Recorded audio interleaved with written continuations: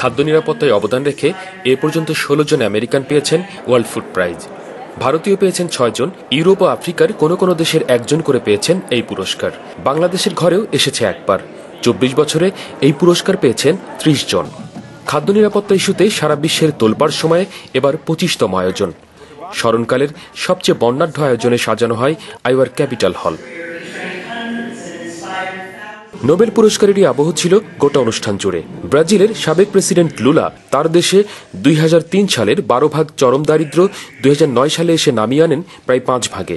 ক্ষুধার্ত শূন্য নীতি গ্রহণ করে তিনি দেখান বড় সাফল্য।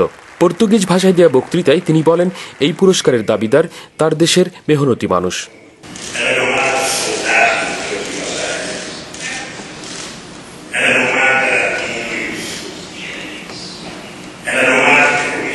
ঘানার সাবেক প্রেসিডেন্ট কুফুর ১৯৯০ থেকে ২০০৪ এই সময়ের মধ্যে অর্থনৈতিক সংস্কার সহ খাদ্য ও কৃষি উন্নয়ন পরিকল্পনার মাধ্যমে ক্ষুধার্ত মানুষের সংখ্যা ৯০ ভাগ থেকে নামিয়ে আনেন ৯ ভাগে।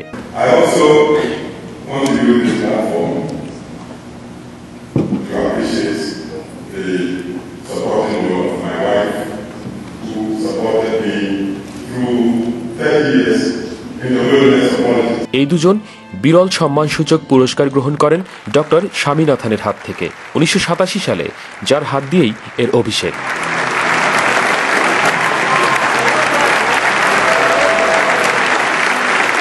অনুষ্ঠানে ছিলেন আমেরিকা ও আফ্রিকার প্রায় সব দেশের মন্ত্রীবর্গ, অর্থনীতিবিদ, খাদ্য বিশেষজ্ঞ, মার্কিন সরকারের পদস্থ কর্মকর্তা সহ ৭ শতাধিক রাষ্ট্রীয় অতিথি।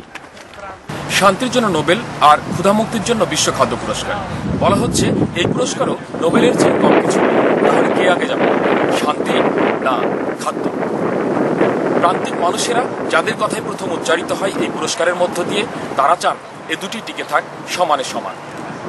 আইওয়ার ক্যাপিটাল সেন্টার থেকে Aditya Shaheen, channel I, America.